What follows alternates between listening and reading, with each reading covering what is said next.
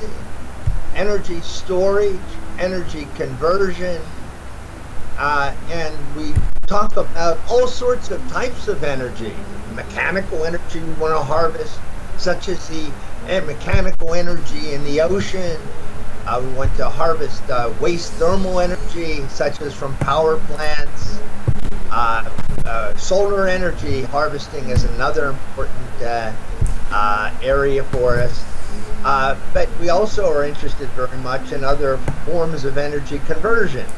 We specialize in making artificial muscles, which are geometrically similar to natural muscles in the sense that they're fibers. Now, in our work on mechanical energy harvesting, what we're doing is basically running an artificial muscle in reverse. In our artificial muscles, we put in electrical energy and get out mechanical energy. In running the artificial muscles in reverse, we're putting in mechanical energy to the muscles and getting out electrical energy. Now, we make these, some types of artificial muscles from these carbon nanotubes that I showed you. And what we do, can you see this pointer? Yeah. Yes. What we do is we grow what are called forests of carbon nanotubes. These are like called forests because they're like bamboo forests. Each of these little cylinders of carbon is standing perpendicular to this substrate to form what's like a bamboo forest in structure. We draw the carbon nanotubes from these carbon nanotube forests at the same time in which we insert twists, and we get these twisted carbon nanotube yarns. If we introduce a lot of twists, then these nanotubes coil, as shown on the bottom of the slide. Yes. Now, when we operate these carbon nanotube yarns in an ionically conducting liquid, which is called an electrolyte, and we operate them in the presence of a counter electrode. In other words, we're applying voltage between the artificial muscle electrode and a counter electrode in a material that can conduct ions. The muscles actually contract. And if we use coiled carbon nanotube yarns, this contraction can be giant. It can be a larger contraction even than is provided by natural muscle. And the reason these muscles contract is that their volume, here's a coiled muscle. Yeah.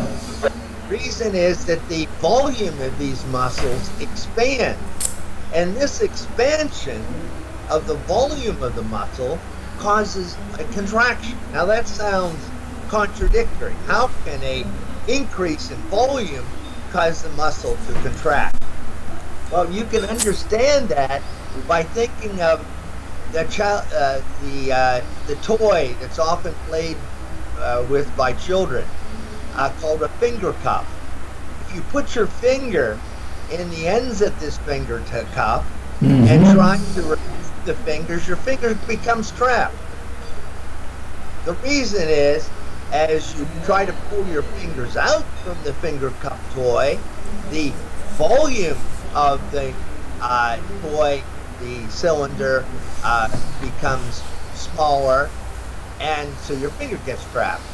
And so, if, on the other hand, if you cause the finger trap to expand, increase volume, it actually contracts. So this topological effect is what we actually use in our muscles, who in twisted form is shown in this micrograph. This is actually a photograph which is taken using a very high magnification power microscope, which is called a scanning electron microscope. Now, so what we're doing in the work that I'm focusing on is running these twisted or these coiled muscles in reverse to convert mechanical energy to electrical energy. And we published this work in one of the highest impact journals, Science Magazine, last summer. And in the first slide, we compare the peak power output of our harvesters versus frequency with all other alternative technologies, some of which have been investigated for centuries. And for the important frequency range between a few hertz and about 300 hertz, no other technology can provide a higher power output.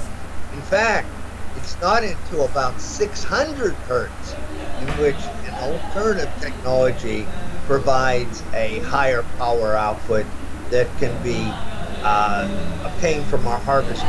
And our harvesters are basically just a piece of string.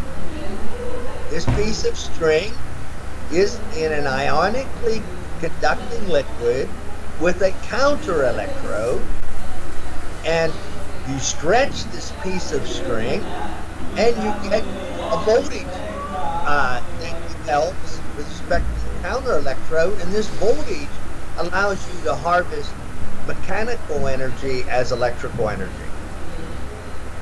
Now, the peak output power that we observe is about over 250 watt per kilogram of muscle, which is about 100 times that of previous weavable harvest yarns and fibers.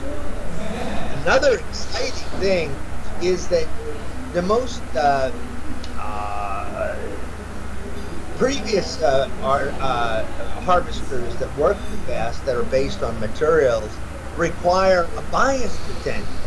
In other words, you've got to apply a potential between two electrodes in order to be able to harvest mechanical energy. Of course, when you have to apply energy, that means the total amount of energy that you can harvest is reduced. And moreover, these alternative type of harvesters, which are called dielectric elastomer harvesters, require bias potentials of typically thousands of volts. Our harvesters require no bias potential, which of course is a major advantage. Now,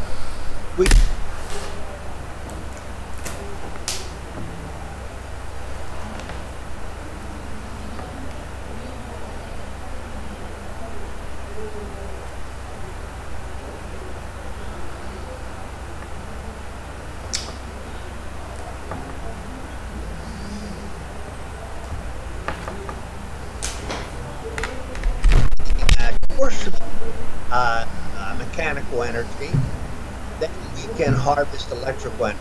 Or alternatively, if we take one of these coil muscles, like shown here,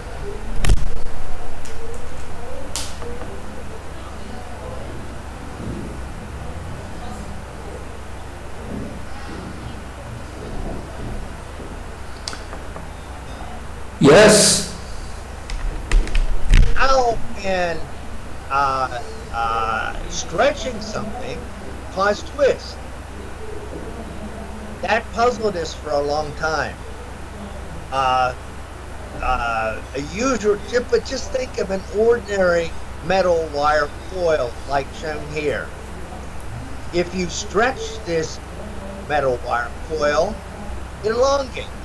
But it's not elongating because the wire in the coil is elongating.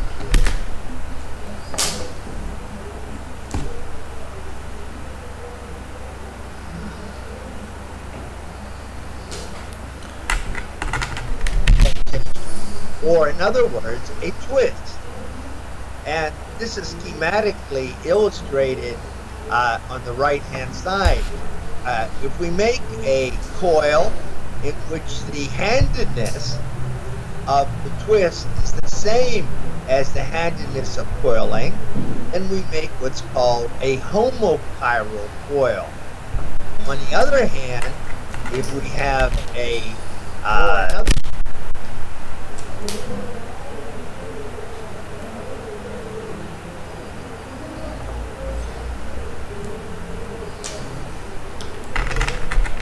stretch our coils. This is a homochiral yarn. When we stretch this yarn, what we're actually doing is causing the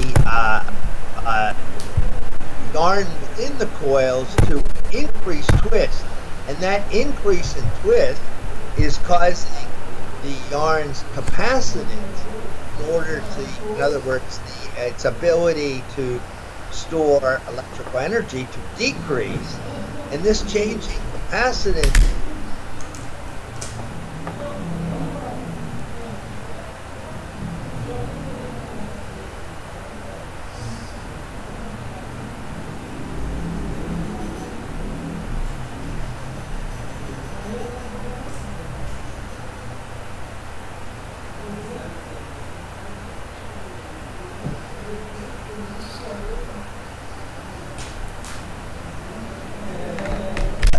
yarn shown here, and so we can use these two different types of artificial muscles as opposite electrodes when we're harvesting mechanical energy as electrical. Do you have any questions? I have some questions for you and Monica. Okay, but I don't have deep knowledge about artificial muscles, so I will put some general questions, okay? So the first general question is, how long time you use to produce this report or these knowledge? I've been working on artificial muscles for over 30 years. 30 years, it is very long time. Yeah, and one of the types of our early muscles was one that is based on carbon nanotube sheets. But these muscles, our early muscles, they could only contract by about a few tenths of a percent. Now our new muscles can contract by over 40%. We've also made artificial muscles, instead of being powered by electricity, are powered by mechanical fuels, chemicals, and just like our muscles in our bodies are powered by glucose, well, we make fuel-powered artificial muscles that are similarly powered. So we've been playing the artificial muscle game for a very long time. Yeah. But maybe it's a good time now for me to say how we're using or trying to use our energy harvesters. Is this a good idea? Yeah. One of the most important people on this paper in Science, Cheong Kim, who was a graduate student at Hanyang University in Korea, and now is a postdoc in my institute.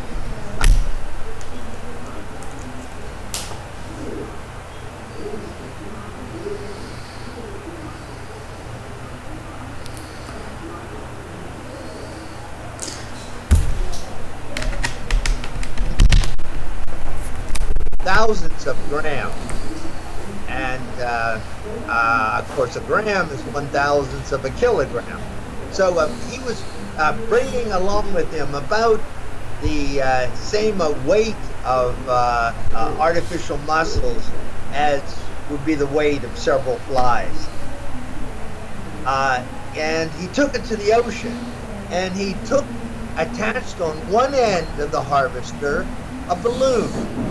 Yeah. On the other end, he attached to the bottom of the ocean.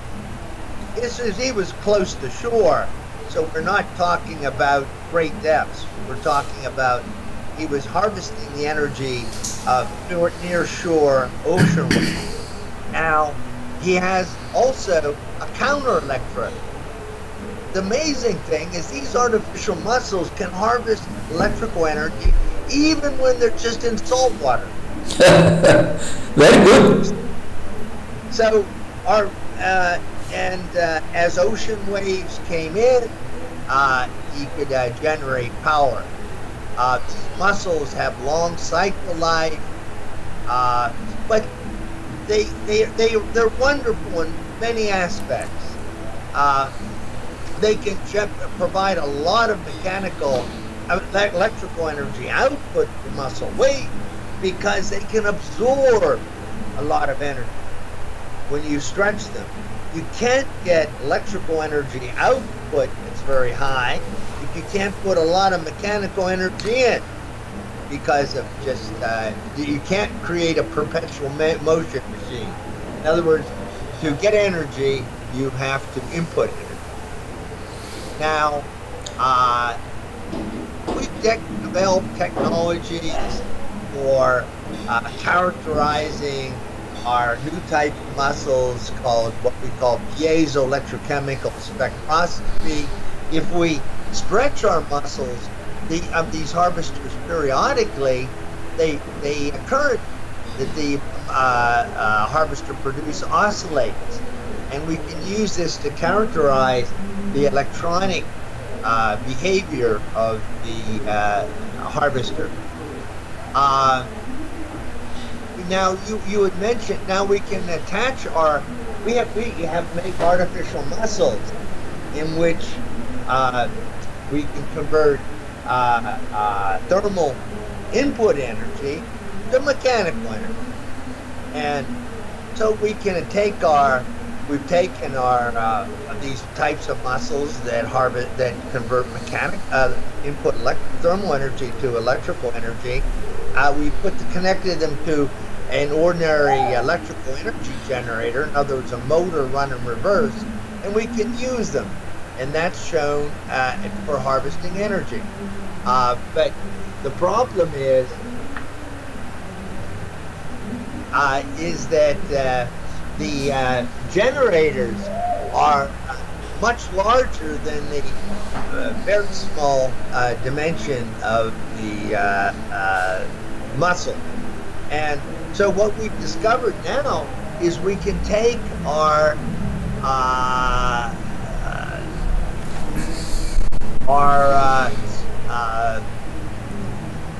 twistron harvesters, connect them to a thermally powered artificial muscle, and harvest waste thermal energy as electrical energy. Or we can attach these muscles to a shirt, and when an individual breathes, the electrical energy is generated, and that could be used for monitoring the life processes. Now, maybe now is a good time to stop for some questions. Yes. I have slides also on something that Monica has worked on very much: artificial muscles from fishing line and sewing thread. And later, if we have time, she can maybe walk you through some of the slides. Yes, I think Monica can tell something for us. Would you like for Monica to talk now about the artificial muscles from fishing line and sewing thread, or would you like to ask questions? No, I would like first see what Monica have to tell for us. After this, we can put some questions. I will let Monica go to the chair to sit.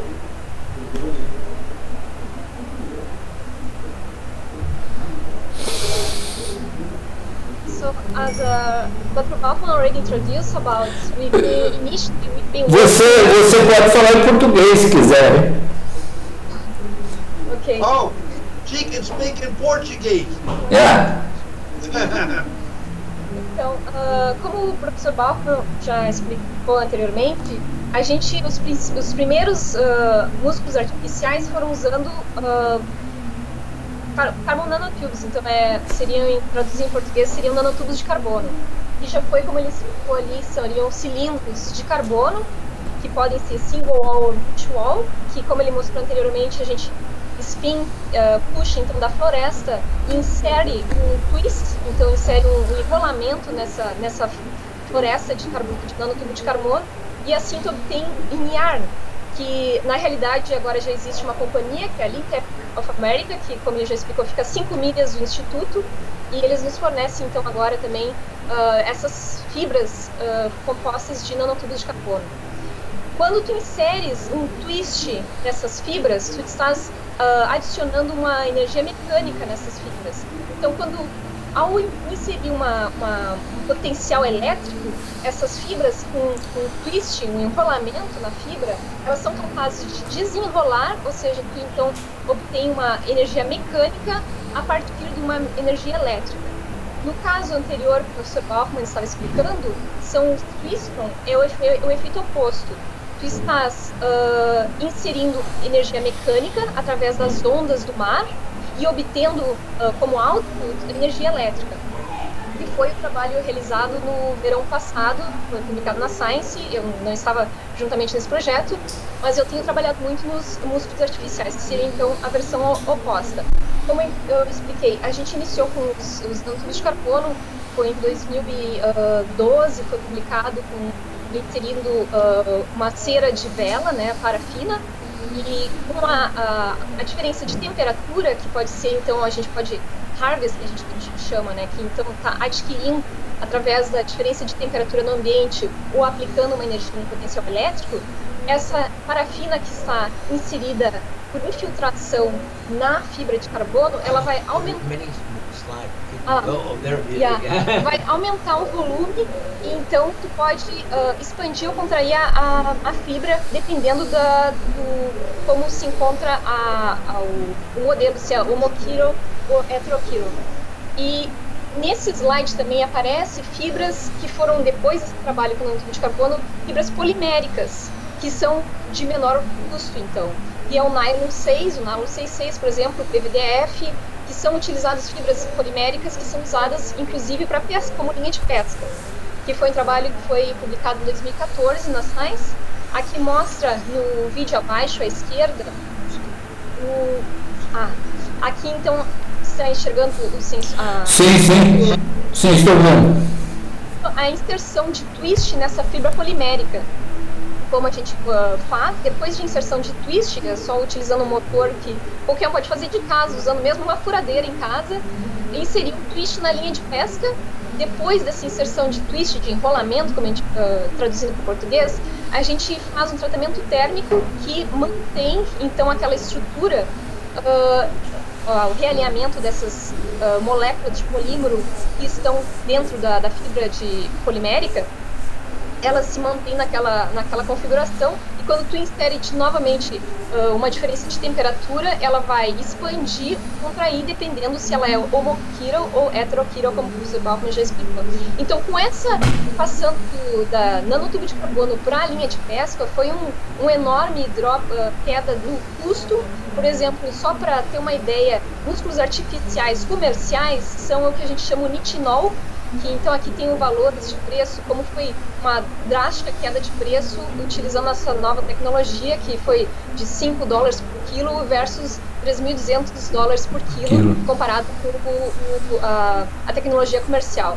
Então isso também foi licenciado pela NANOTECH of America também, essa tecnologia, e e continuamos trabalhando nessa área de, inclusive, outro aspecto importante é o stroke. O stroke seria o quanto que essa fibra consegue expandir ou contrair, e isso tudo depende da relação, por exemplo, do diâmetro da fibra com relação ao coil da estrutura.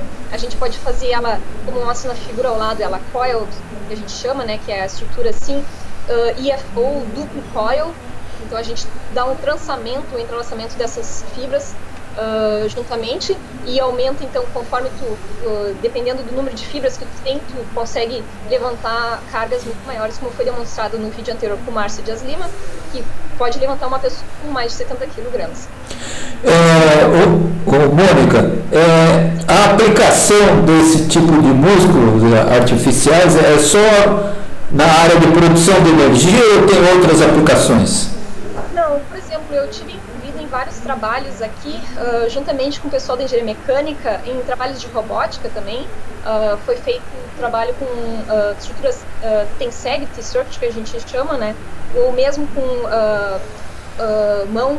uma mão artificial, vamos dizer assim, ou mesmo exoesqueleto, que a gente chama, que, por exemplo, alguém que perdeu o movimento dos músculos, seja da mão ou da perna, poderia então colocar um exoesqueleto que auxiliaria no movimento dos músculos, seja para reativar músculos que estão perdendo a sua função, ou para alguém que realmente já não tem mais a sua musculatura, já está debilitada terminamente. Então isso seria uma das aplicações, fora a robótica em si.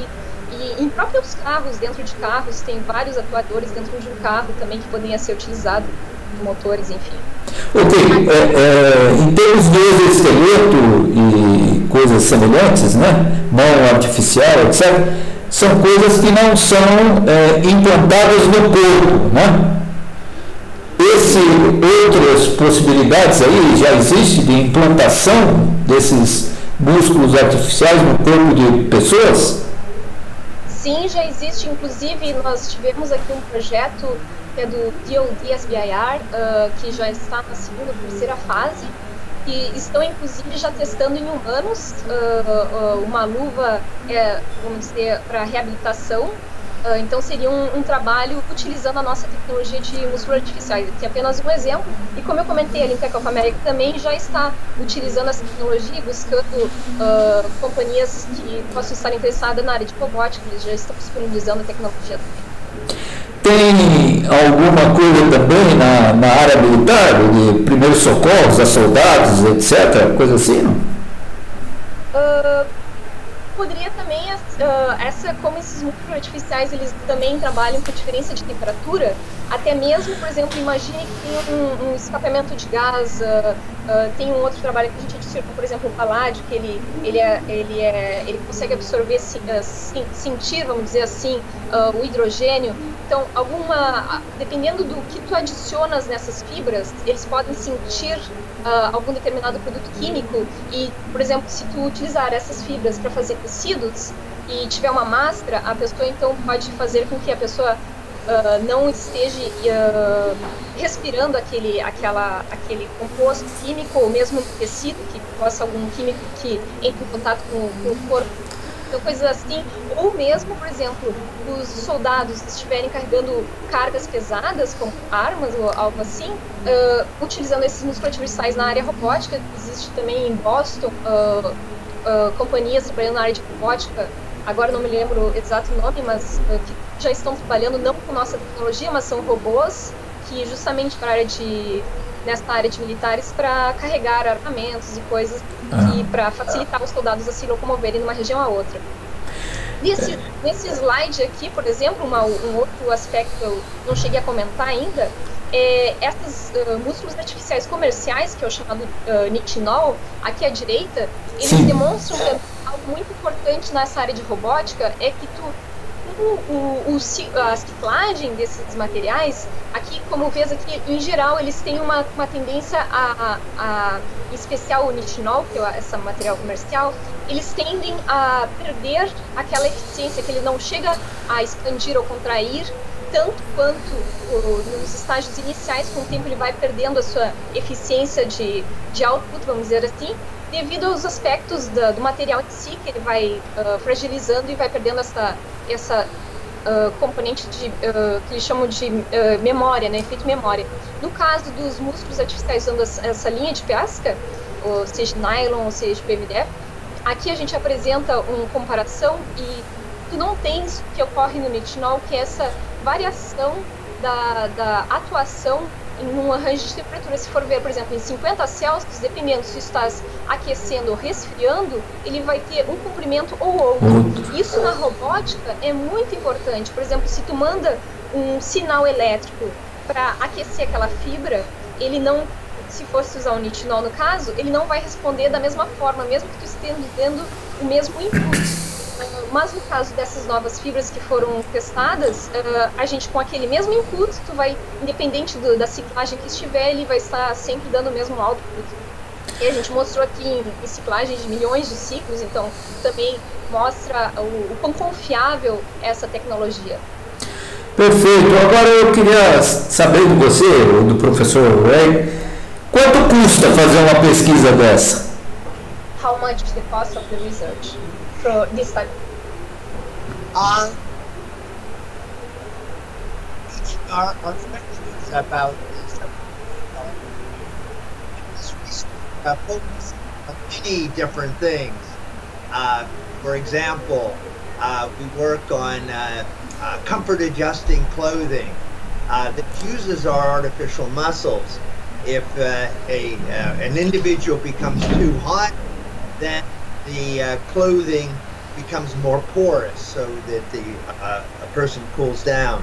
Or if he starts to sweat, or she starts to sweat, then porosity increases. That's, again, a typical. Monica is right now showing you are using the powerful thermal actuators to lift heavy weights. During muscle contraction that Monica is showing, the muscle is generating about 5 times higher mechanical energy per time than the internal combustion engine of your car. Again, normalized to the weight of the engine and to the weight of the muscles. Our artificial muscles are about 5 times more powerful.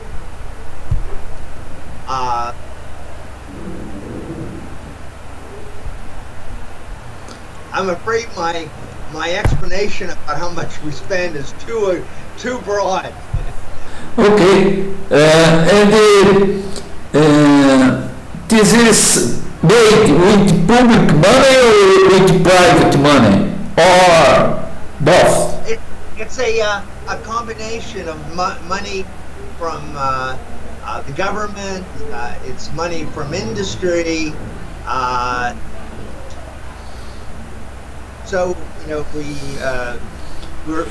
we're blessed by being supported both by industry and by the government. Okay. And how many people are working in your laboratory? About 35 people. 35 people. A very big team, huh? But in the summer, we gain another 35 people in our university working on what we call our Nano Explorers program. Yeah. Nano Explorers are high school students who join our laboratory to do original work there. And it's named after a man called George Jeffrey, who gave me that opportunity over 50 years ago when I was in high school. And in his honor, we have our George A. Jeffrey Nano Explorers program. Now, these Nano Explorers have been on patents, important patents with us. They've co-authored important publications. They're a very important part of our team. And the high school is only from Dallas or another cities? It's just from the Dallas area. And in fact, we only have positions for about 35 students. and we have about 200 highly qualified students are applying each year. So unfortunately, we can't take all of the students who are highly qualified. We just don't have the resources to accept them all. And this is only one time in the year, or one time for the months? Yeah, the program is but largely focuses on the summer. The summer. But some of our nano explorers work all through the year. Monica is especially talented at directing Nano Explorer high school students. She has many of them working on artificial muscles. I think this could be the new subject to Monica tell for us in another interview. I couldn't understand your voice. Neither could Monica. Yes, I think this subject about the project with the high school, I think Monica could tell for us about this in another program. Yeah, sure. Very good. And Mr. Dr. Lee, is this the project about muscle? What is the bottleneck to develop more? I'm having difficulty understanding your voice because okay. I can talk for Mônica. Qual é o gargalo para se desenvolver mais esses projetos? Qual é o quê? O gargalo, bottleneck. Eu não estou conseguindo. Qual é o gargalo ou as dificuldades ou o que tem que ser ainda é um problema para se desenvolver mais esses músculos artificiais? Tu sempre estava. I'll translate to him as well. Yeah. So he was asking what's the challenges on artificial muscles technology. The challenges are many. Right now, our artificial muscles, even though they're so powerful, they're not very efficient for converting electrical energy to mechanical energy, or for converting thermal energy to mechanical energy. So this is an area in which we have to focus additional research. To be more economically viable. To be more energy efficient. Energy efficient. Yeah. Another thing is people always want muscles to be faster and faster. And so that's another goal of our research. We want to increase the rate at which muscles can contract. Okay. So I would like to tell you thank you so much for your contribution with our program, and I would like to receive an email from Monica to see the possibility for another interview with this project of the high school, etc. Thank you very much for your hospitality. Very well. Thank you. Bye-bye. Bye.